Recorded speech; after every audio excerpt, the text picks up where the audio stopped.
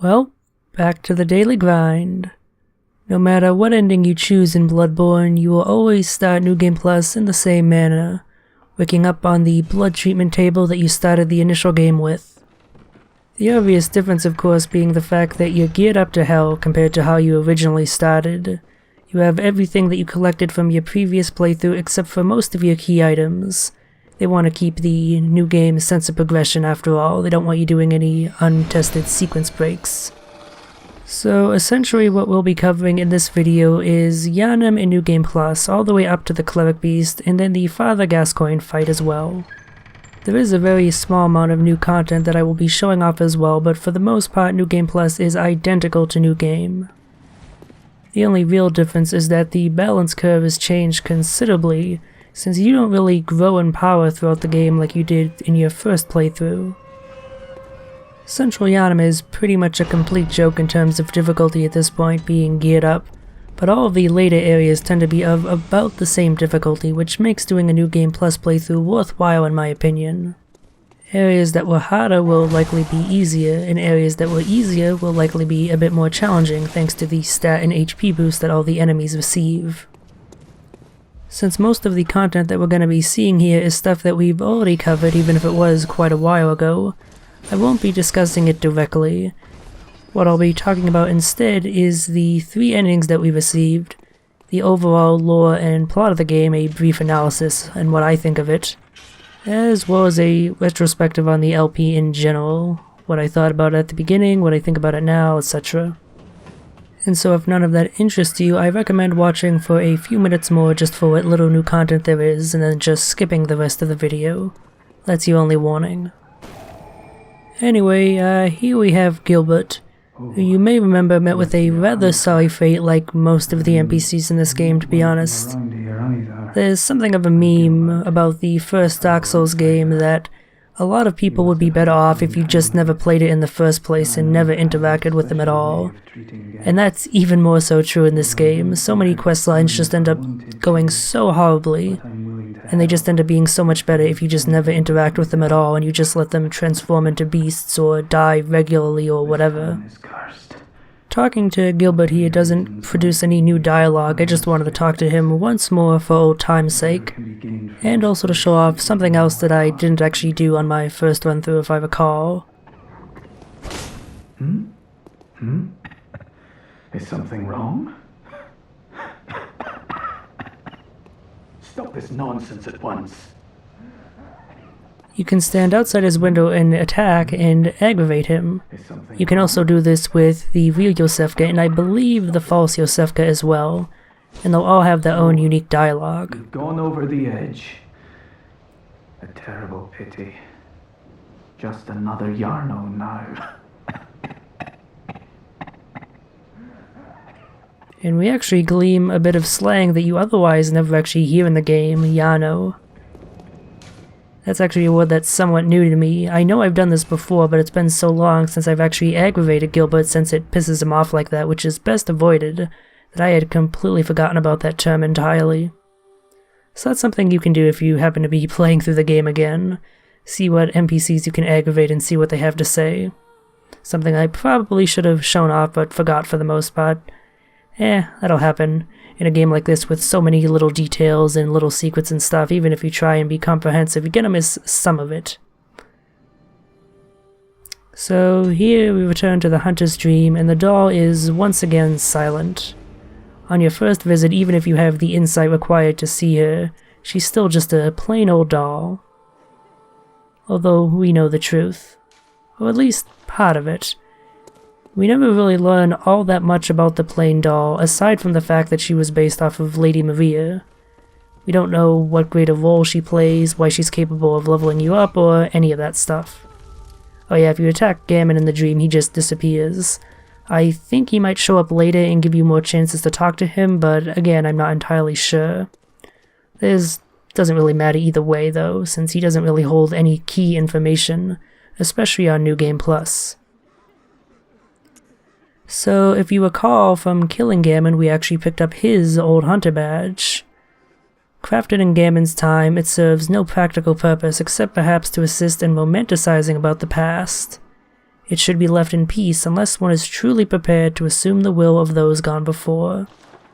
And most importantly, it allows us to purchase Gammon's hunter items from the hunter shop here. His weapon, the awesome scythe-cum-curved sword, Burial Blade. A masterpiece that defined the entire array of weapons crafted at the workshop. Its blade is forged with siderite, said to have fallen from the heavens. Gammon surely saw the hunt as a dirge of farewell, wishing only that his prey might rest in peace, never again to awaken to another harrowing nightmare. It's easily one of the best weapons in the game, at least if you're a skill build. And of course, we can also purchase his clothes. Crafted before the workshop existed by making adjustments to everyday clothing and later became the basis for all hunter's garb. The hunter's emphasis on engaging beasts with speed, and therefore a selection of lightweight attire, no doubt traces its roots back to Gammon's own combat style. I really should have given myself more time to read those descriptions. I've actually made that mistake in a few places in the LP. But let's go slap all that stuff on ourselves. First, of course, to make sure we can actually see the hat, let's get rid of the milkweed rune. We don't really need the cause parasite anymore now that we have the much more awesome Burial Blade. You have to wait a second as I sift through the inventory to actually find Gammon's set. With all the clothing that we've collected, it can be a bit difficult to locate a specific piece, but there we go. Unfortunately, it's not the clothing that he wore when we fought him, that badass Dracula-esque stuff. Instead, it's the stuff that he normally wears when he's in his wheelchair, which is a bit unfortunate. You can kind of get the same effect by matching Gammon's set with the old Yharnam Hunter set, or the Dam set, or whatever the hell that old Yharnam Hunter set is called. You know, the one with the high fire defense and that we found in old Yharnam. And yeah, the Burial Blade is pretty awesome, not that I really need to tell you that since we saw plenty of evidence of that when fighting with Gammon. Of course, to make it of any actual use, we need to upgrade it all the way, and that's why I saved up those last few materials and that last remaining blood rock, to ensure that I could max it out for maximum effectiveness. And then of course I gotta slot in blood gems, since blood gems end up making up half if not more of your damage. Even though it does have a little bit of arcane damage, you want to focus entirely on the physical, because that's where the majority of the scaling is. The arcane scaling seems nice, but because the arcane base damage is so low, the actual scaling bonus that you get even with high arcane is very minimal. I pretty much just treat it like it's a weapon that's been permanently buffed with a weapon buff. Although if you go to the effort of acquiring the proper blood gems, you can get ones that boost the physical damage by a percentage, and then add a huge amount of flat arcane bonus damage. I have heard that that is actually pretty effective, but that requires delving into a lot of Chalice dungeons, since that's where you get those kinds of blood gems at the tiers necessary at this late stage of the game. That's why you're better off just going with pure physical damage in my opinion. As for the weapon itself, I'll make my discussion of it brief. I feel like if I discuss the weapon in detail, I won't actually have enough time to do the other things I want to discuss. Probably should have given myself a little bit more time than I did, but hey. Oh, and one nice little detail is that the Chalice dungeons remain exactly as they were in New Game, so if you haven't finished with them, you can do so in New Game Plus fairly easily, as long as you have the necessary materials, of course. So, regarding the Burial Blade, its untransformed state is like a curved sword. It's one of the quickest swords in the game and is also one of the longer ones, meaning it's very good for spamming into enemies. In its transformed state, the weapon becomes a scythe, obviously, and becomes a bit slower in its moveset, but it's the transformed state that's the real reason you want to use the weapon. Even though it's slower, its reach is so incredibly long that you can easily take out groups of enemies from quite far away, from safe distance. And even more importantly, it's one of the highest rallying weapons in the game. Basically, if you take damage and then just do a single or maybe two swings, you'll recover all of the HP that you've lost. Doubly so if you happen to be attacking a crowd of enemies, and that's what makes the Burial Blade so damn good. It allows you to recover from your mistakes in a way that few other weapons can. I'd say the only weapon that comes close to it with its rally potential would be the Hunter Axe, which is a strength scaling weapon. So if you're a skill build, this is the #1 weapon you want to use. And so of course you have to wait until New Game Plus in order to actually obtain it. Technically speaking, you can use this in New Game, if you consume all of the umbilical cords, and then get up to the point where you're fighting the moon presence and then pull it out, you can just purchase the burial blade from the hunter shop in New Game, since you acquired the old hunter badge from fighting Gammon previously. But it's not like there's all that much content remaining with which to use the burial blade, unless you've saved off the DLC until the end, so it's not too useful of a trick, unfortunately. Now, speaking of the end of the game, that's a pretty smooth transition, isn't it? Let's talk about the 3 different endings that we obtain. The first is pretty self-explanatory, I feel. As the burial blade description states, Gammon saw the hunt as a dirge of farewell, an act to free the suffering humans from their beastly state, and I believe what he does to you in that ending is an extension of that. Although he was suffering in the dream and wanted it to end, he did not want anyone else to share that fate, so after they complete their own hunt and hunt whatever that the moon presence wants them to seek out, he kills them, decapitates them, and thus freeing them. As we see in that ending, the player character ends up awaking in Yharnam, with the night long over and the sun at last rising into the sky. And thus, for the player character at least, it's arguably the best ending, as you're free from the horrors of Yharnam and free to go on your merry way. Although it's also arguable whether you are truly free from the hunt and the beast blood. As we saw with Dura and Eileen, they were implied to have been previous hunters contracted by the moon presence, as they mentioned the dream and the doll in several instances of dialogue, and yet here they are back in Yharnam conducting hunts again, even if Eileen, for example, is hunting hunters, and Dura is protecting hunters who would hunt his beasts. They're still bound to Yharnam and its grisly fate. There's also the fact that even if the ending is good for the player character, it's not so good for everyone else, not that there's much that you can do about that. Given how empty the streets of Yharnam are, it's presumed that everyone else in Yharnam, all the citizens and anyone else who happened to be in at the time of the hunt, is dead or long since turned into a beast. There's also a popular bit of conjecture that the Yharnam you awaken to at the end is the real Yharnam, and the Yharnam that you were exploring throughout the game is in fact a nightmare version of Yharnam. A nightmare that you first entered into when you were traveling through Yharnam at the behest of the Canehurst invitation, and met the blood minister who administered the hunter's blood to you. Oh, and to cut away from this ending discussion for a moment, I'm summoning Father Gascoigne here, which is actually a really cool inclusion with the Old Hunters DLC. You can only summon him here if you have the Old Hunter Bell, which you only access later in the game, so this is purely a New Game Plus feature, and it's actually something that references a pre-release build of the game that they showed off at game demos. In that pre-release build, you would actually have Father Gascoigne aid you as an ally, as his own independent NPC.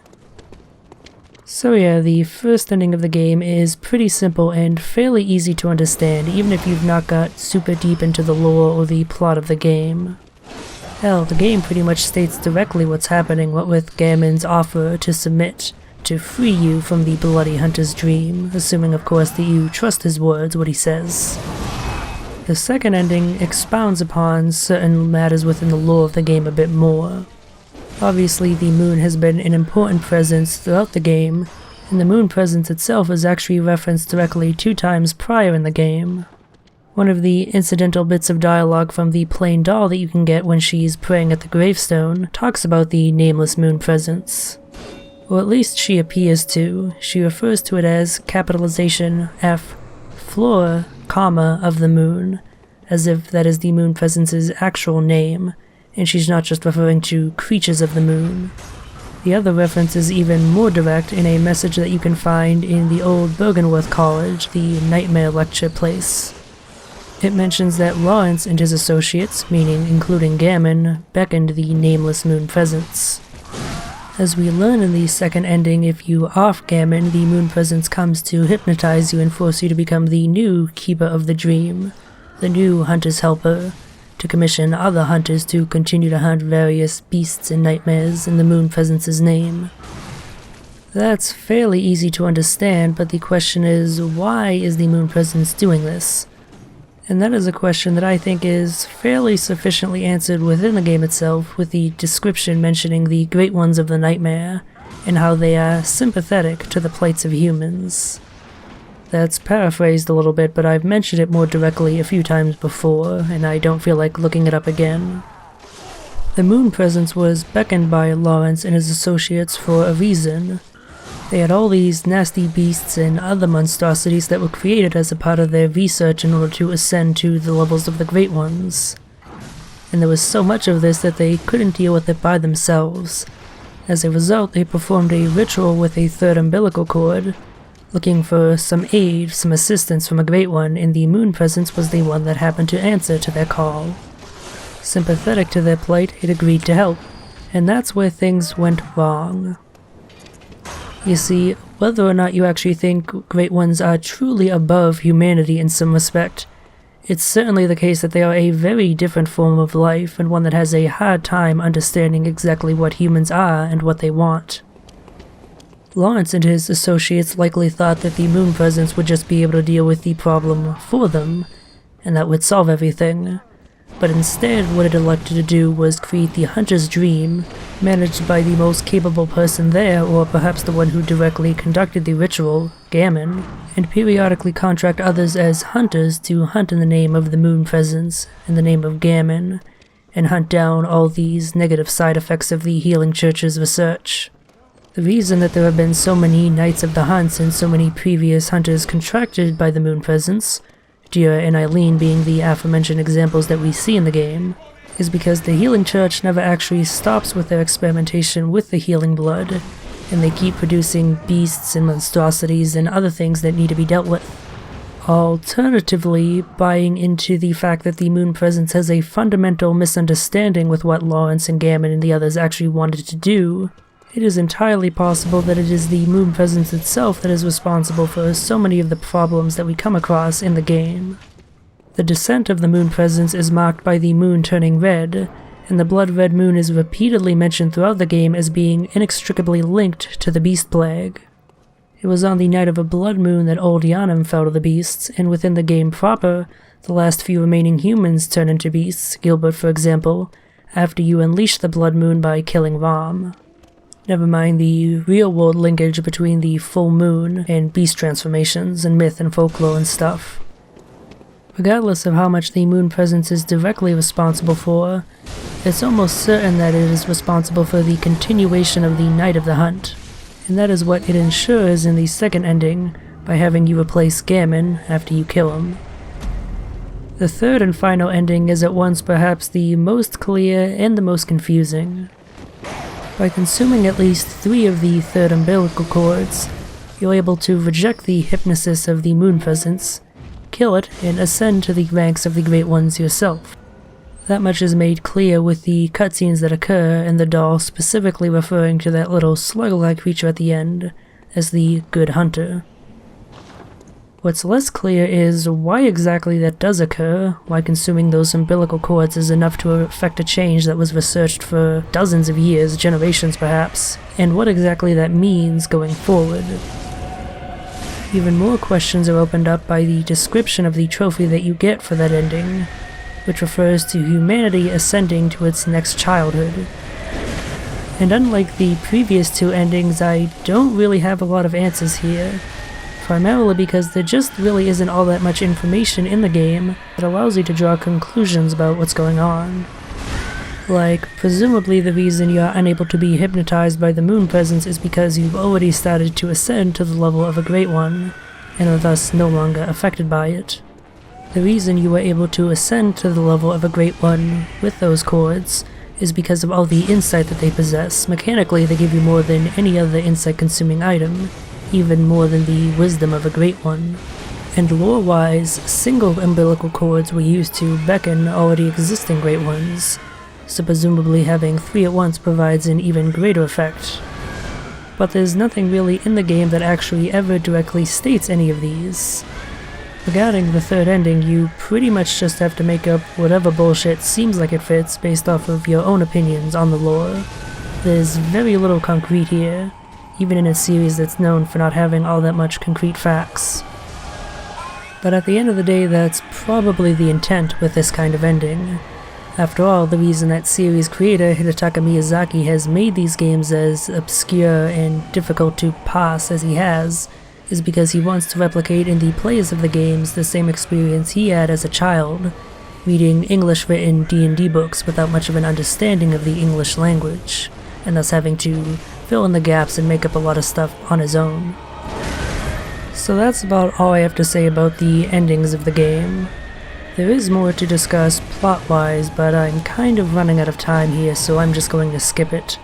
Initially, I'd actually planned to make my own lore video summarizing the timeline of the game as I saw it, and my own opinions of the overall lore of the game and how the plot progresses, but I've decided against that ultimately. I feel like I've covered the main points well enough in the LP proper at various instances, discussing what Ebrietus and Rom and all that stuff are like. Murgo especially I got a pretty in-depth discussion of during that Chalice Dungeon video. And doing that kind of video would be a lot of work for honestly not all that much gain. If you want to hear other people talk about what they think of the lore of the game and how everything fits together, there's dozens of videos already up on YouTube on that subject matter. And it's questionable whether that sort of video is really even worth all that much. After all, as I just mentioned, the way that the lore of these games are designed is such that you're meant to make a lot of inferences and assumptions yourself on a personal basis. There's so many gaps to be filled that there really is no definitive analysis of what everything means. And in the places where there aren't many gaps, it's pretty much just fitting puzzle pieces together. It's really not all that difficult. Anyone can do it given sufficient time. And even if you don't have the time, you can probably just go find a text summary that would take you less time to consume than a video covering the same subject matter. Assuming, of course, it was a brief text summary and not like a 90-page document, for example. If you don't know what I'm talking about, I'm actually referencing a thing called the Pale Blood Hunt, a 90-page document made by some dude on the lore of Bloodborne.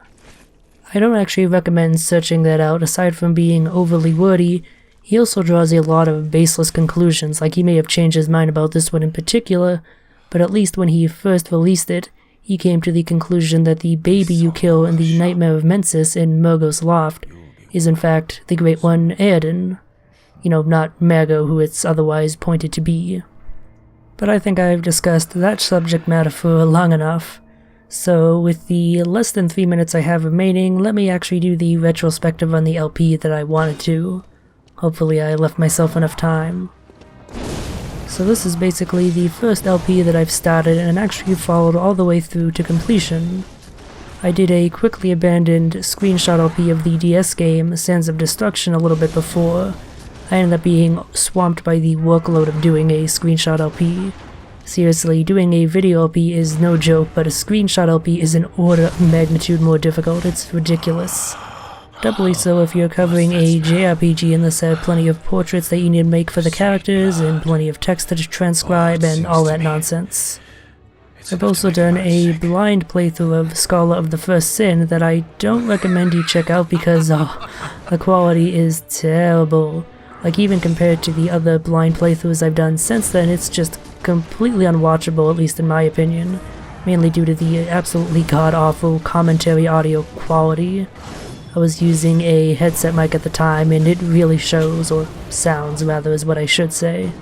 So yeah, even though I've done a few things before this one in plenty since, this is the first one that I've started and seen all the way through to its completion. And for that I feel somewhat proud. It's taken the better part of a year, actually a little over a year. Apologies about that, by the way. I don't really have any good excuse for it. In a lot of cases I ended up delaying videos largely because I was just too lazy to finish them, rather than for any good reason, quote unquote.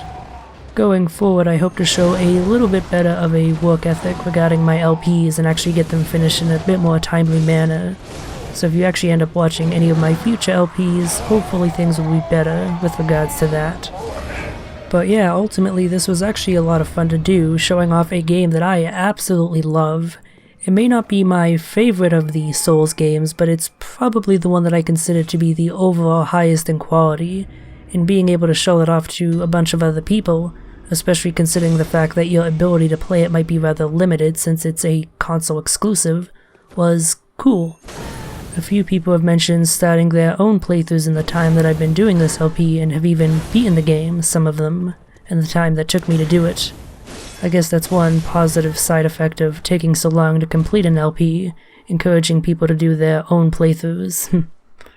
But yeah, that's it for the LP. It's finished, it's over, and I'm just leaving you with a little bit of catharsis if you were one of the people who did not like how I talked to the doll pretty much every episode, showing that you can just kill her right at the start and still use her services to level up. No need to even listen to the dialogue. Enjoy, it's your New Year's gift.